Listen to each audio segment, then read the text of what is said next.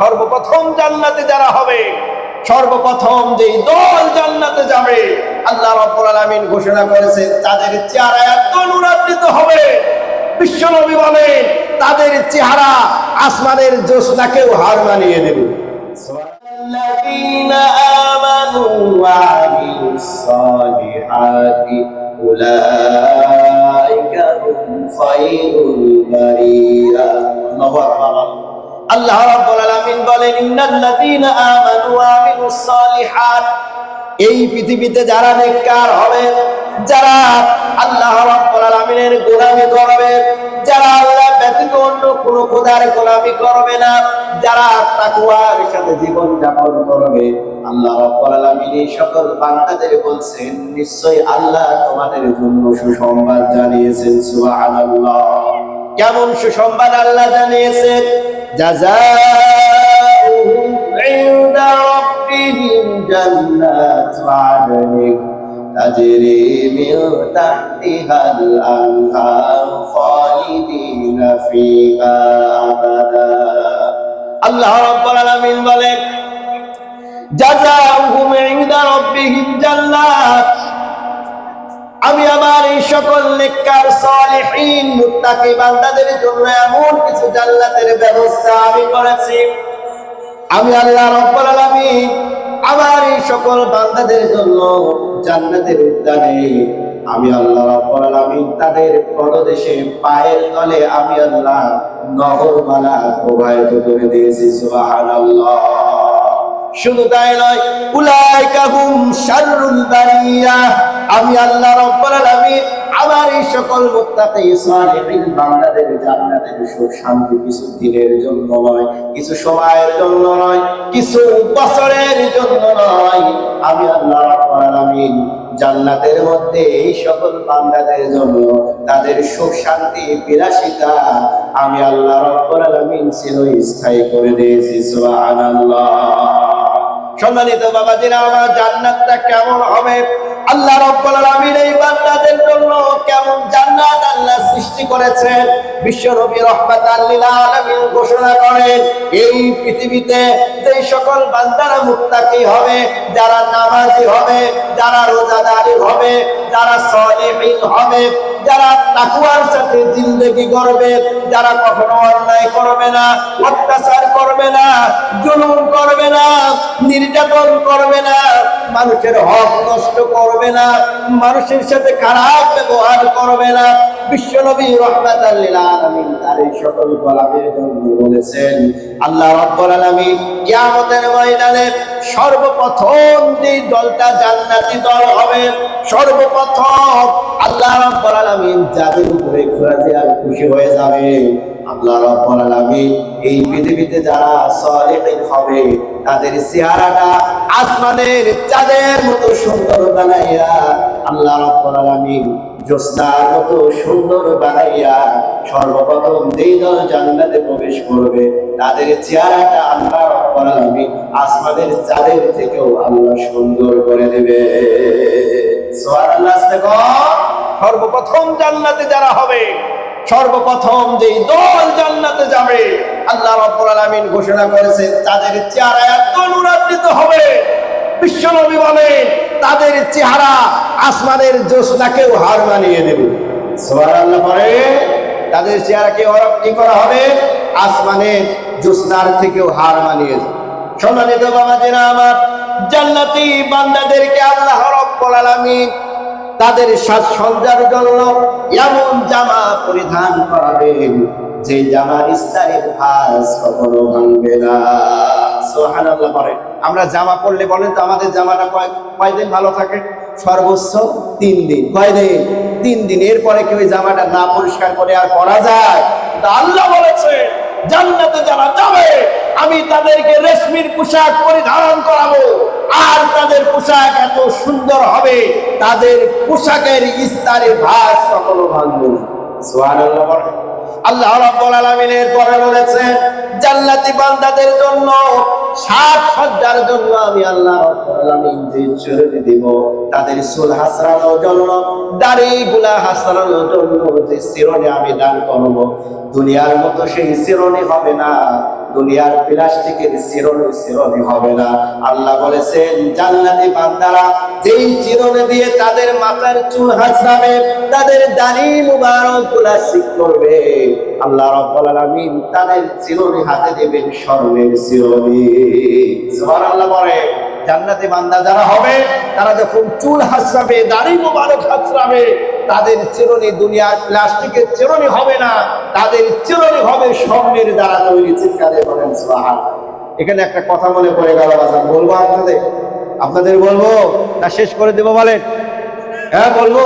আলহামদুলিল্লাহ। যদি প্রশ্ন করি বলতে পারবেন এই নবীকে, এই নবীর নাম কি আপনারা কেউ জানেন? বাজার কারো জানা নাই। আল্লাহ রাব্বুল আলামিন এই পৃথিবীতে এমন একজন পয়গম্বর পাঠিয়েছিলেন, তিনি ছিলেন আল্লাহর দূত, আল্লাহর রাসূল। তিনি চালাক প্রকৃতির ছিলেন এবং এই পৃথিবীতে তিনি মৃত্যুবরণ না করে সেই দিন থেকে জান্নাতে প্রবেশ করেছে। আজ পর্যন্ত আল্লাহ তাকে জান্নাতের মধ্যে রেখে দিয়েছেন। চিৎকার দিয়ে বলেন সুবহানাল্লাহ। তিনি হলেন আর কেউ নয়, তিনি হলেন পয়গম্বর ইদ্রিস আলাইহিস সালাতু ওয়াস সালাম। চিৎকার দিয়ে বলেন আল্লাহু আকবার। তিনি হলেন কে? পয়গম্বর ইদ্রিস আলাইহিস সালাতু ওয়াস সালাম। সম্মানিত বাবাজিরা আমার, পয়গম্বর ইদ্রিস আলাইহিস সালাতু ওয়াস সালামের দরবারে একজন মানুষ আসলেন। 3 দিন অবস্থান করলেন। 3 দিন অবস্থান করার পরে পয়গম্বর ইদ্রিস আলাইহিস সালাতু ওয়াস সালাম বুঝতে পারলেন এই মানুষ হতে পারে না। তার চাই চলনে আচার ব্যবহারে তাকে মানুষ মনে হয় না। পয়গম্বর ইদ্রিস আলাইহিস সালাতু ওয়াস সালাম তাকে জিজ্ঞাসা করলেন, আপনি সত্য কথা বলবেন, আপনি কে? আপনার পরিচয়টা আমি জানতে চাই। আল্লাহ রাব্বুল আলামিনের এই গোলাম তিনি পয়গম্বর ইদ্রিস আলাইহিস সালাতু ওয়াস সালামকে বলতেছেন, আল্লাহর পয়গম্বর, আমি যেমন তেমন কোনো মানুষ নয়, যেমন তেমন কোনো ফেরেশতা নাই, আমি হলো আজরাইল। আল্লাহু আকবার বলে, আমি হলো কি? আজরাইল আলাইহিস সালাতু ওয়াস সালাম। ইদ্রিস আলাইহিস সালাতু ওয়াস সালামের ভয়ে জান শুকিয়ে গেছে। ইদ্রিস আলাইহিস সালাতু ওয়াস সালাম বলতেছেন, আজরাইল আল্লাহ কি আমাকে নিয়ে যেতে আপনাকে পাঠিয়েছে?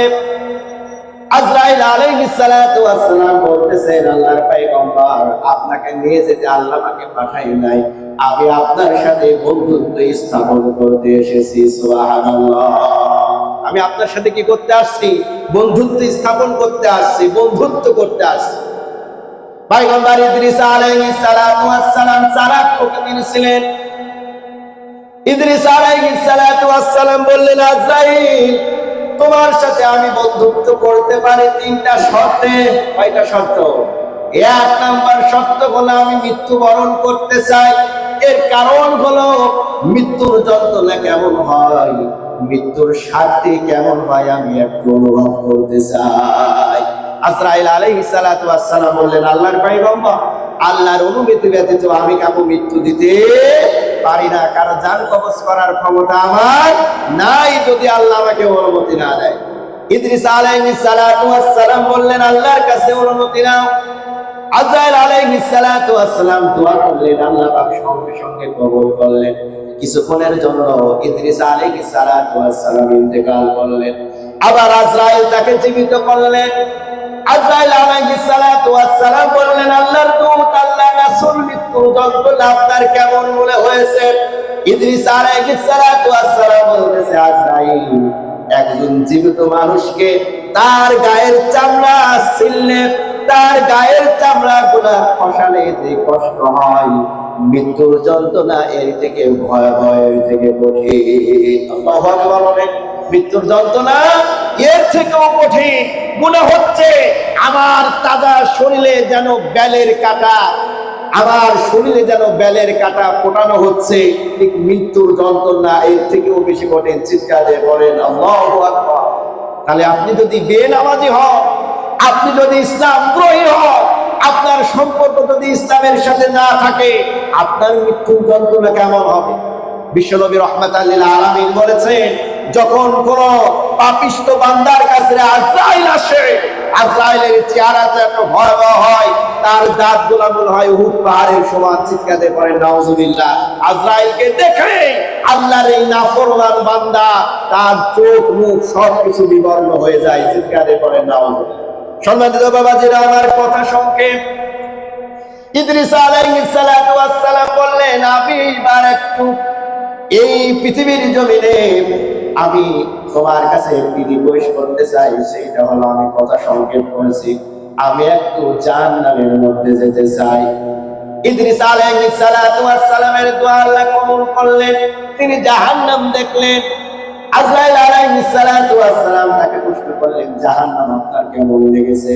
ইদ্রিস আলাইহিস সালাতু ওয়াস সালাম বলতেছেন, আজরাইল, জাহান্নামের মতো ভয়াবহ তথ্য, জাহান্নামের মতো এত কঠিন জায়গায় পৃথিবীর জমিনে আর কোথাও নাই। ইদ্রিস আলাইহিস সালাতু ওয়াস সালাম বললেন, আজরাইল, আমি একটু জান্নাতে প্রবেশ করতে চাই। সুবহানাল্লাহ বলে। কয়টা শর্ত? শর্ত কয়টা? আজরাইল আলাইহিস সালাতু ওয়াস সালাম তাকে জান্নাতে প্রবেশ করালেন। জান্নাতে প্রবেশ করার পরে ইদ্রিস আলাইহিস সালাতু ওয়াস সালাম জান্নাতের সাজসজ্জা দেখে, জান্নাতের বিল্ডিং গুলা দেখে, জান্নাতের নিয়ামত দেখে, জান্নাতের ফল ফলাদি দেখে তিনি এত বেশি লড়ে পড়ে গেলেন। মনে মনে বুদ্ধি করলেন, জান্নাত থেকে বের হব ঠিকই, আর দুনিয়ার জমিনে আমি কখনো ফিরে যাব না। সুবহানাল্লাহ। ইদ্রিস আলাইহিস সালাতু ওয়াস সালাম শর্ত অনুযায়ী জান্নাত থেকে বের হলেন। জান্নাত থেকে বের হওয়ার পরে আবার জান্নাতে ঢুকে পড়লেন। আল্লাহু আকবার বলেন। আবার কি করলেন? জান্নাতে ঢুকে পড়লেন। আজরাইল আলাইহিস সালাতু ওয়াস সালাম জান্নাতের গেটে অপেক্ষা করতেছে। ইদ্রিস আলাইহিস সালাতু ওয়াস সালামকে বলতেছেন, আল্লাহর রাসূল, জান্নাত থেকে বের হওয়ার আপনার সময় শেষ, জান্নাতে আর থাকা যাবে না। ইদ্রিস আলাইহিস সালাতু ওয়াস সালাম বলতেছেন, আজরাইল, তোমার সাথে আমার শর্ত ছিল জান্নাতে ঢুকে বের হয়ে যাওয়া। তুমি কি চোখে দেখো নাই? জান্নাত থেকে আমি বের হয়ে গেছি, দ্বিতীয়বার যখন আমি জান্নাতে প্রবেশ করেছি তোমার অনুমতি লাগে নাই। সুবহানাল্লাহ বলে। দ্বিতীয়বার যখন আমি জান্নাতে প্রবেশ করেছি, তোমার থেকে অনুমতি নিয়ে আমি প্রবেশ করিনি। তোমার সাথে আমার সত্য ছিল জান্নাতে ঢুকবো, আবার বের হব, এই সত্য শেষ হয়ে গেছে। সুবহানাল্লাহ বলে। তিনি কায়দা করতেছেন। কি করতেছেন? কায়দা করলেন, বুদ্ধি করলেন। সম্মানিত বাবাজিরা আমার, আজরাইল আলাইহিস সালাতু ওয়াস সালাম টেনশনের মধ্যে পড়ে গেলেন, পেরেশানির মধ্যে পড়ে গেলেন। আল্লাহর কাছে দোয়া করলেন, আল্লাহ, কি বিপদে পড়লাম, আপনার গোলাম তো জান্নাতে প্রবেশ করেছে, আর বের হবে না। আল্লাহ রাব্বুল আলামিন বলেন, আজরাইল, তোমার কান্না করার দরকার নাই, টেনশন করার দরকার নাই। আমি আল্লাহ রাব্বুল আলামিন ইদ্রিসের তকদিরে এইভাবে আমি জান্নাতে রেখেছিলাম। সুবহানাল্লাহ বলে।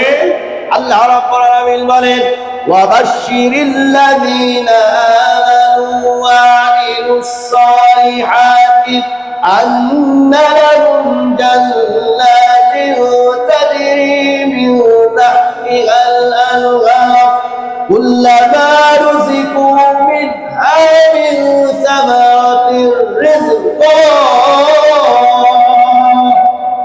আল্লাহ রাব্বুল আলামিন বলেন, এই পৃথিবীতে যারা নেককার হবে, সালেহীন হবে, যারা আল্লাহ রাব্বুল আলামিনের গোলাম হবে, আমি আল্লাহ রাব্বুল আলামিন তাদের জন্য জান্নাতের মধ্যে এমন কিছু নিয়ামতের ব্যবস্থা করেছি, যে নিয়ামত সম্পর্কে পৃথিবীর কোনো কান শুনে নাই, পৃথিবীর কোনো চক্ষু দেখে নাই। সুবহানাল্লাহ।